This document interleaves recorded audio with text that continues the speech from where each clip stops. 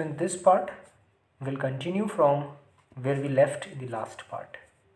So in the last part, we saw about the arithmetic operation in XS3 code. Now in this part, we will start from the gray code.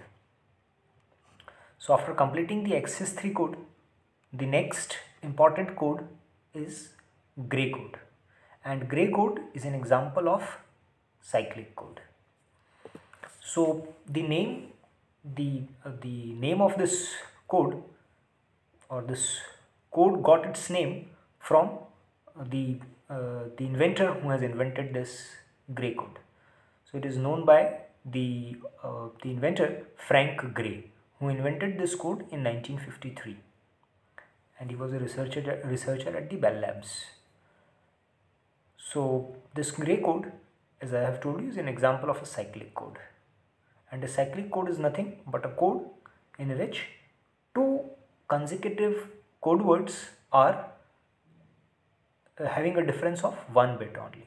So such a coding system in which two consecutive code words have difference of only 1 bit. So then this type of code words are called cyclic codes.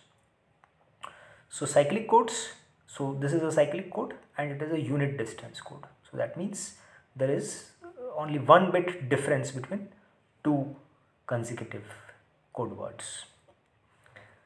And this particular property of unit distance, so this unit distance property is very much useful in minimizing the Boolean expression. So whenever we will use some methods to minimize the Boolean expressions, the given Boolean expression in SOP or POS form, by some methods, the methods which are more useful and the methods which can be automated for computer applications. So such methods like the K-map and the Quinn-McCluskey. So Quinn-McCluskey K-map is the manual method for human beings to solve to simplify this Boolean expressions with 5-6 number of variables. But if the number of variables are more than that, then we use other method which is called tabulation method or the Quinn-McCluskey method. And this tabulation method is more useful in performing in solving this K-maps or simplifying the K-maps by the help of computers. So this method, Quinn-McCluskey method, can be easily automated. Okay. So now let's move on, and in both these methods we use gray code. Okay, so the point is that.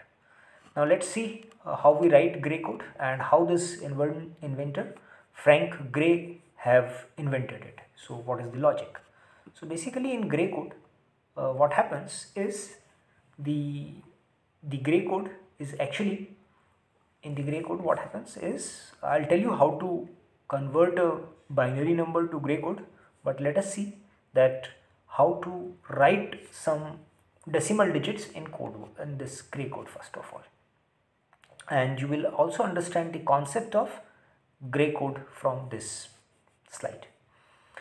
So gray code is nothing but a code in which except the MSB, if we just leave the MSB for time being, so let's say if I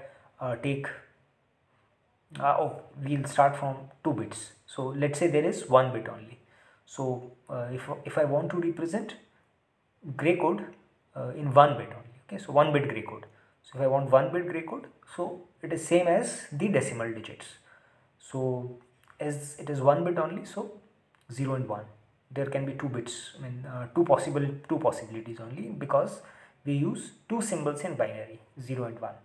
So each symbol is used for coding a decimal digit. So 0 is used to code 0 and 1 is used to code 1. But if we want to represent a number in 2-bit gray code, then we have the possibility to represent it is possible to represent 4 decimal digits in this 2-bit gray code combination. So the 4 decimal digits we represent are 0, 1, 2, 3. And how we represent? So we represent as 0, 0, then 0, 1, then. Now you see, in usual binary, if I try to write the binary equivalent of this, then it should be 1 0. Okay, but in gray code it will not be 1 0.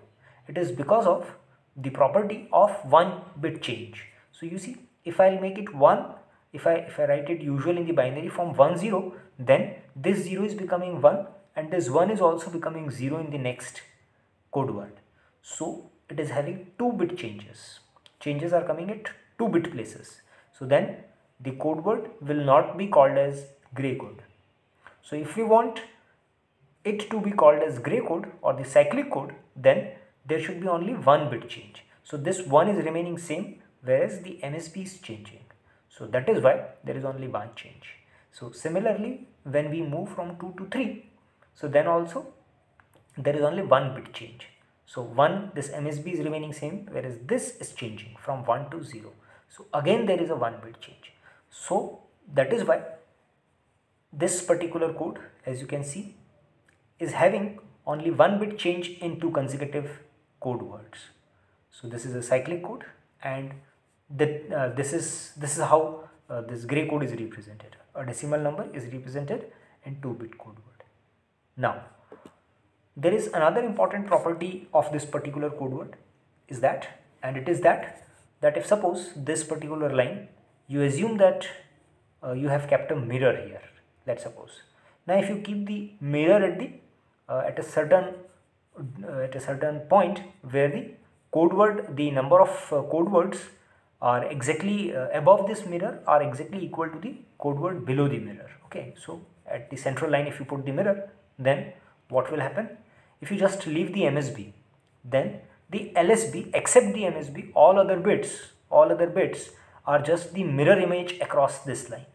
So that is why I called, let's suppose there is a mirror kept here at the central line. Then whatever you will see here in the mirror will be reflected in the lower this code words. So the lower code words across the central line will be the mirror image of the codes or the bits except the MSB above the central line. Okay, so this is how you represent this gray code. Same gray code you can represent with 3 bits and the 4 bits as well. And as you know that we want to represent all the decimal digits in a numeric this code. So in a numeric code, so gray code is also a numeric code, and we want to represent all the digits from 0 to 9, okay, in this gray code. So to represent the gray code, this particular in gray code, so what we do is we represent the number in different forms. So let's say if I want to represent gray code in 3 bits, so you see how we represent the gray code in 3 bit. So 3 bit code word, for decimal digits, so 3 bit, if we have 3 bits and we want to represent the gray code in 3 bits, so then we can represent 8 decimal digits, so 0 to 7. So 0 to 7, again if you leave this particular MSB and if you see across the central line, so you will find that this 2 bits are exactly, this lower part is exactly the mirror image of the upper part. So you see, this is what the property is. And now you can also see that there is only 1 bit change between 2 consecutive words, right? So this is how you do. And similarly, if you find it, so for 4 bits you can write all the 16 possible combinations of gray code. Okay, so 0 to 15. In this type of code, it is not actually related to BCD at all. Okay, so no need to say that for, like, say if suppose I want to represent 10 in gray code, so it will not be like for every code word we have to represent, for every digit we have to represent it separately. For gray code for 10 bit, for decimal digit 10, okay, will be for decimal number 10 will be this 111, and you can see that there is again 1 bit change, and this is the central line. So this central line is your where you can keep the mirror, and then this, except this MSB, all the other bits of the code word except the MSB are just the reflection. The lower part is just the reflection of the upper part, so you can very easily verify it. Okay, so these are the properties of this particular thing, gray code. Now moving on to how to convert. So we have, although in this table represented the code words from 0 to 15 in decimal, we have represented the decimal numbers 0 to 15 in grey code.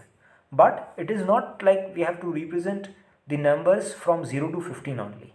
It can be any given binary number which need to be represented in grey code.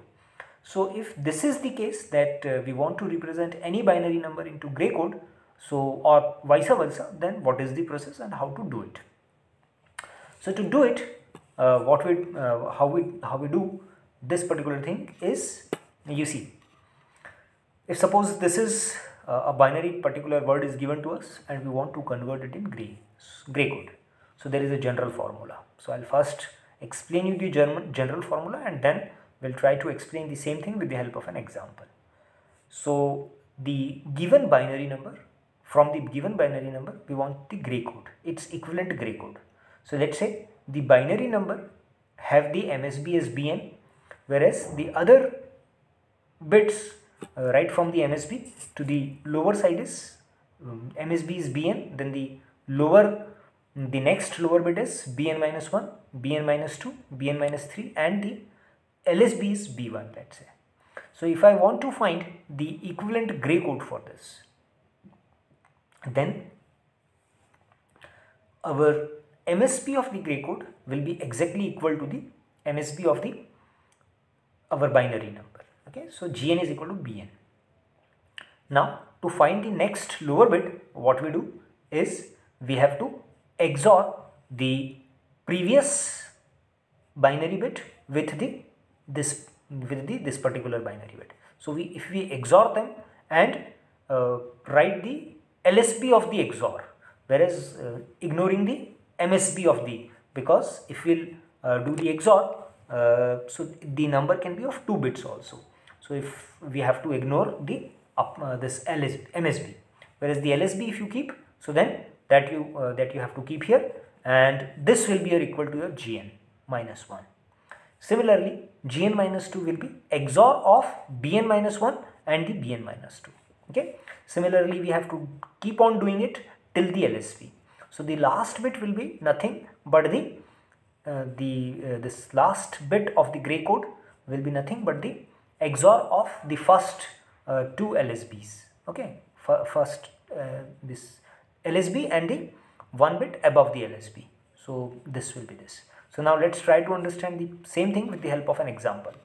So suppose the binary word which is given to us is 1 1 1 0 1.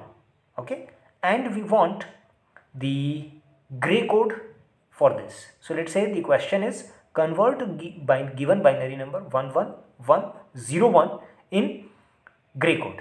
So how to do it? Okay, so let me repeat the question once again. The question is convert the given binary number 1 1 1 0 1 in equivalent grey code. So if this is the question, then how to solve it? To solve this, we have to use this general formula, and to use it, what we will do is, you see here it is written BN is equal to GN. So our GN, or here you can see that there are how many bits? 5 bits.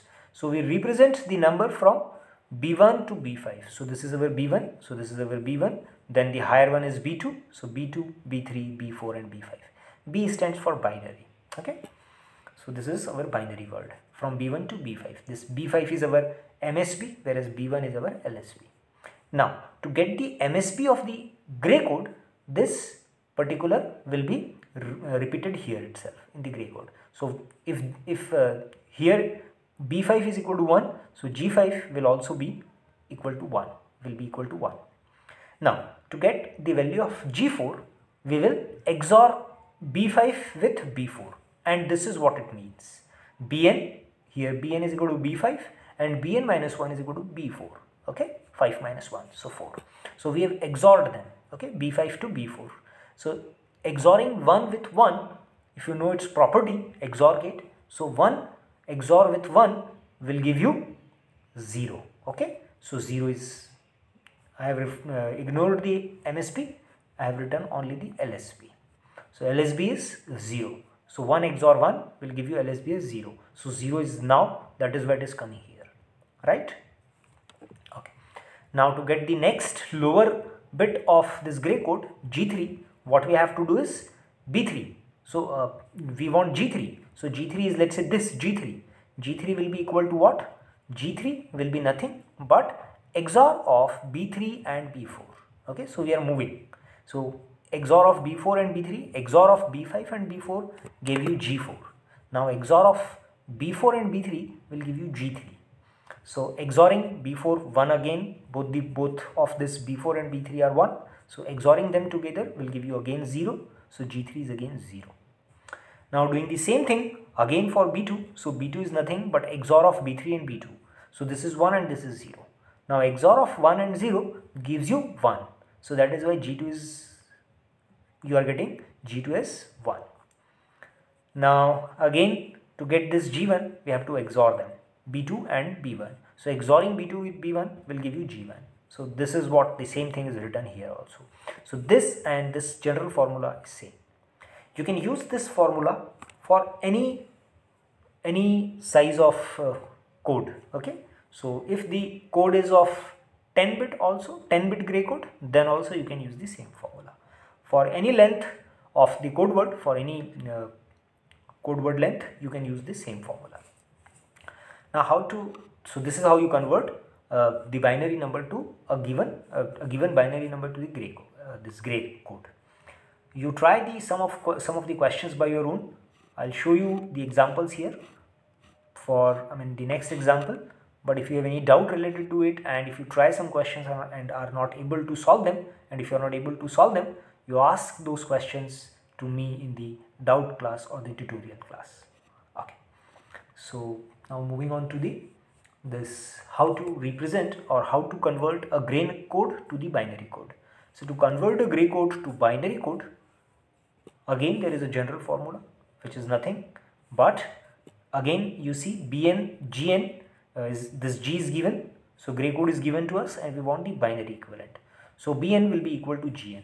Okay, so B5, let's say here, this is a 4-bit code word. So let's say we'll try to understand the same thing with the help of the example. So that will be quite easier. So let's say the code word and the question is something, convert the gray code 1010 in equivalent binary. So suppose you want to convert this, you have to convert this 1010 in binary. So how to do this? So you see B3, because this is a 4-bit code word, so I'll write B3. So B3 is nothing but equal to G3 only. So B3 is equal to G3, right? So this is what it means. Now the next lower bit, how you get this B2? This B2 is nothing but the XOR of B3 and G2. Okay, so this is what it is written, Bn and Gn minus 1. So Bn is here, it is becoming B3 and Gn minus 1 is G2. So this code word is already with you. This is given as the problem. So you have this code word and you want the answer in binary. So you take this. So you got this first word, first bit. So now this XOR with this. So 1 XOR with 0 gives you 1 as an XOR. Okay. So this is your next bit. Now again to get this bit, what you have to do is XORing this bit with this bit. So this is what is written here, B2 XOR with G1. Okay, Bn minus 1 XOR with Gn minus 2. So this is what we are doing. XORing again the two ones will give us 0. So this will give us the answer as 0. So 0 we have written here. Now the next lower bit in binary will be equal to this B1 XOR with G0. Okay, so last bit. Although here it is written B2 XOR with G1, but you can replace it with B1 XOR with G0. So the point is, this is your LSB. So to get the LSB again, we have to do this. So B1 XOR with G0 is nothing but 0 XOR with 0. So 0 XOR with 0 will give you 0. So XOR is nothing but if the two inputs are same, the output will be 0. If the inputs are different, then the output will be 1. This is what the logic of XOR is. So what does it mean? It means that if the two inputs are same, that is, if both the inputs are 0 or if both the inputs are 1, then output will be 0. Okay. Whereas if one of the input is 1, okay, let's say 1 0 or 0 1, there are only two possibilities in a 2 input gate. So in both the cases your output will be 1. Okay, so this is what your XOR logic works like. So this is how to convert a binary number to gray code. So we have seen in this video that how to convert a gray code to binary and a binary code to gray code. We'll see the error detection code in the next video. Thank you.